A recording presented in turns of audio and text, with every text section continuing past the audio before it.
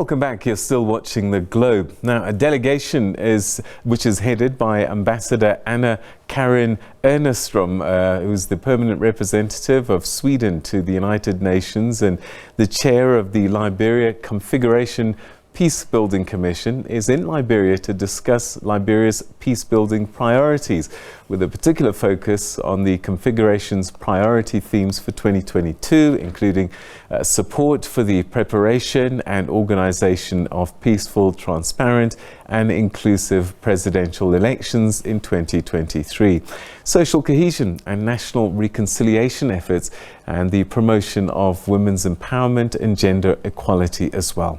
Well, to tell us a little bit more about this, we're now joined by South Africa's ambassador to Liberia, Professor Ambassador Iqbal Jhazbhay. Thanks very much indeed for joining us. Good to talk to you, and I hope you've settled in well in Liberia. Yes, thank you. I'm settling in steadily and well, and it's good to be in that historic footsteps of the what they call in the setting up of the OAU, the Monrovia Group, as it were. All right, so let's talk about this Peacebuilding Commission.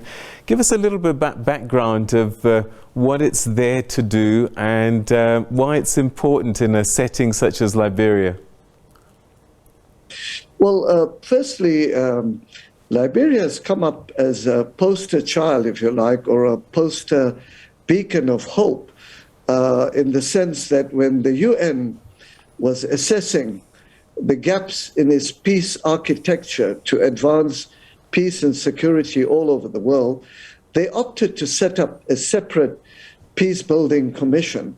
And within that peacebuilding commission, as you mentioned, they've got different configurations focusing on different countries.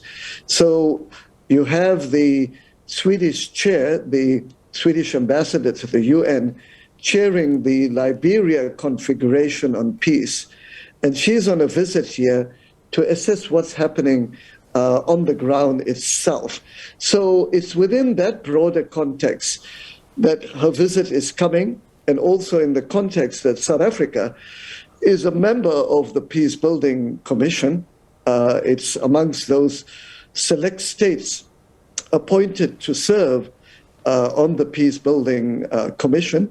And Liberia does have a good story to tell, that it was able to turn the corner and become a beacon of hope for countries who have to turn the corner on the post-trauma, post-war, post-conflict development areas. So the delegation here from the United Nations, chaired by the Swedish ambassador, are here with a mandate from many of those members, including South Africa, from the Peacebuilding Commission. Now, South Africa was a member of the UN Peacebuilding Commission 2021-2022. What would you say are some of the highlights of its contribution to peacebuilding in Liberia?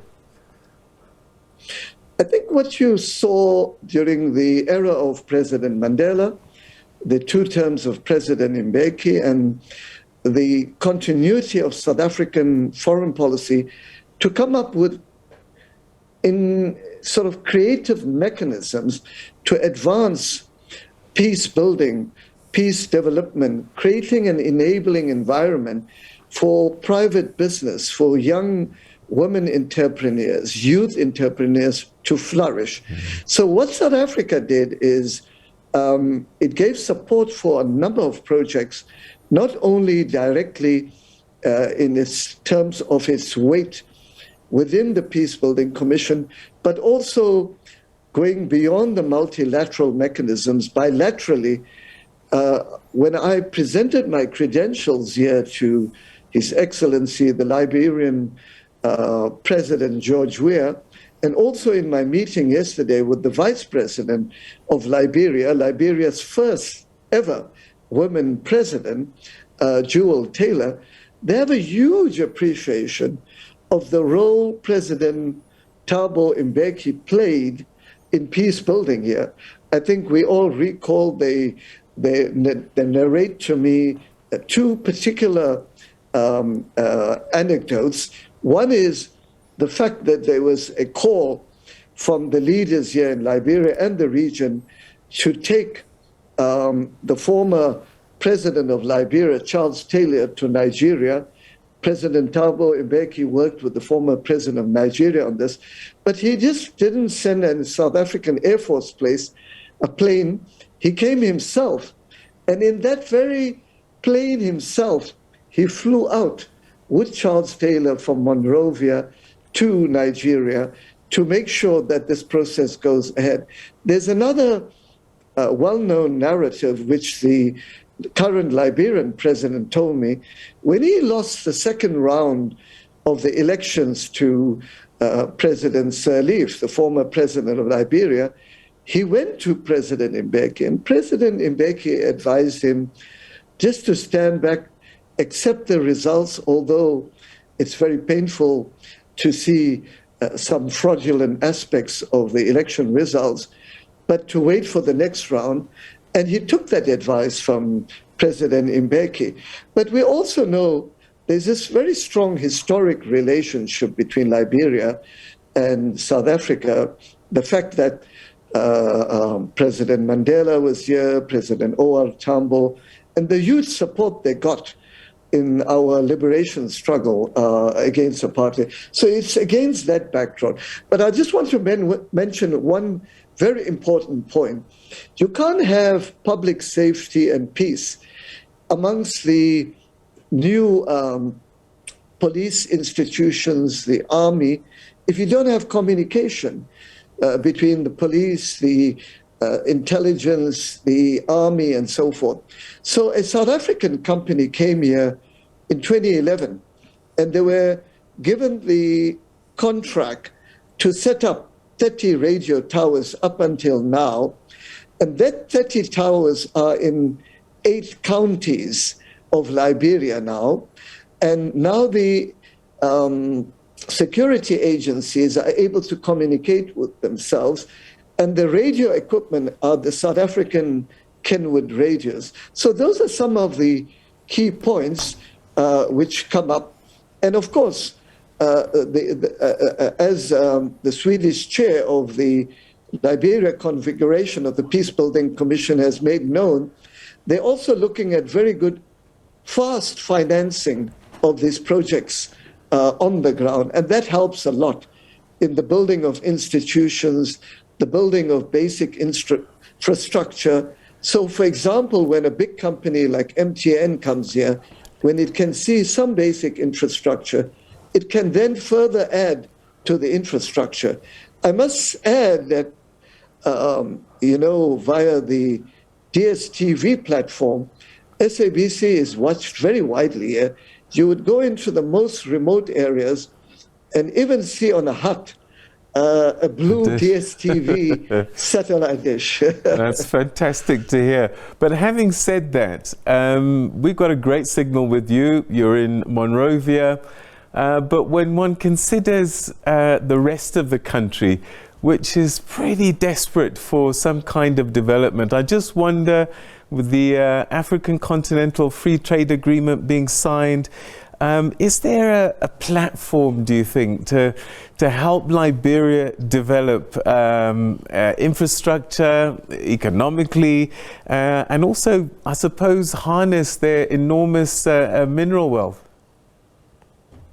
I agree. In fact, I was briefed that the Secretary General of the African Continental Free Trade Agreement was in South Africa and had very productive meetings with the new DIRCO Director General, Mr. Zane Dango, also with our President Cyril Ramaphosa, and they've said they will give him all the support to make the African Continental Free Trade Agreement work. As you can see, a number of platforms have unfolded and they're rolling out quite speedily. So when I presented my credentials to His Excellency, the Liberian President George Weah, and also in my discussions yesterday with the Vice President of Liberia, and proudly so, the first woman Vice President of Liberia, I raised the matter of the African Continental Free Trade Agreement, and both of them responded affirmatively.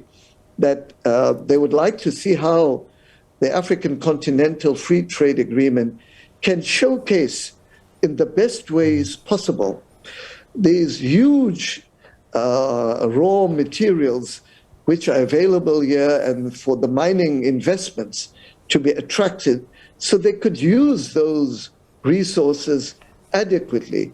I've seen this happening in other parts of the continent when you get the best deal possible. For example, the South African Mining Corporation set up the first gold, copper, zinc infrastructure for Eritrea. And that amount of money they got there from 2012 up till 2016 that I was there, seen them through to build some of their basic infrastructure in the rural areas of roads. I mean, the potential here of agriculture is immense.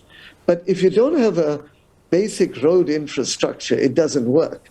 You can't transport the agricultural products in time and get them out to be exported with the support of a number of neighboring countries. So what we're also looking at is the fact that there's something like 200 South African companies in West Africa and notably in Ghana. And there's a supply chain line between South Africa and Ghana, a shipping line. So, in fact, it was said that it's easier to land your goods at a cheaper price in Ghana, Accra, Ghana, than it is to land it in Maputo, Mozambique, our neighbor. So we're considering the way under the African Continental Free Trade Agreement that the goods from Ghana, the South African and other products can come into the market, quality products in pharmaceuticals, in all the areas of need, but particularly infrastructure is the must. The electricity, water, basic sewerage, and of course Monrovia has some of those facilities, but of course if you don't have an adequate budget, the average person will then have to spend at least $60 on his fuel generator a day, and that's a huge punch into the pocket of the average Liberian in Monrovia. One of the big ambitions for the continent is silencing the guns, ending conflict, and Liberia really went through a torrid time and a very difficult history, but it's being seen by many as a beacon of hope in terms of conflict-affected countries. And I just wonder, why is that? What is it that they're doing right and doing well? I think what happened correctly was they'd seen too much of war and ghastly war and the use of child soldiers. So even the Liberian president in his speech on the late Archbishop Tutu said, we really appreciated that his voice came out loud and clear. He spoke out against child soldiers. So that people had seen ghastly things happen around them. And I think we would see many of those videos on YouTube of all the ghastly things which happened. So there was a political will amongst the masses of the people to end this ghastly situation, the pillage, the rape of young children and so forth. And they felt they needed to turn the corner. So in this regard, then, this is when some of the neighboring countries like ECOWAS, the regional continental body, came in as well as the United Nations, through its different mechanisms, came in to help the country get back on its feet, and to see now at this point how all those basic institutions which have been set up there, like for example, we had a very good retired colonel from our South African army. He had done very well in Burundi with our own army and special forces. He was then sent here to deal when they were preparing the army, the police to take over. So I think it was the willpower. And then they also came up with a similar, not entirely similar, but in some ways drawing on the South African aspects of social cohesion and reconciliation and for the truth to be told. Of course, there are mixed feelings about the Liberian TRC experience, but I think it was an effort in that direction of nation building, of reconciliation. And also, I think the fact that the current vice president ran in the last elections as a running mate with the current president of Liberia, and she's the former wife of Charles Taylor, and she was the first lady at that point, also tell you they wanted to reconcile many of these very deep-seated wounds, in some ways like a Mandela de Klerk experience in some ways. And in fact, the president of Liberia visits South Africa often, and he narrates to in many of the official meetings the discussions he had with President Mandela, President Mbeki, and much of that has shaped the thinking within the leadership. It's not without its challenges, but it has managed to get to this point where now it has to take it further because there will be presidential elections next year. So this Peacebuilding Commission is also looking at all those areas it will need support in the biometric registration of voters in November and so forth and so forth. Ambassador Professor Iqbal Jhazbhay, we're going to have to leave it there. Thank you so much indeed for joining us. Great to hear your voice, and we wish you and Liberia the best going forward out there in West Africa. Thanks for your time. Thank you, Peter. It's lovely to hear your voice as well and to be on the globe again. Have a lovely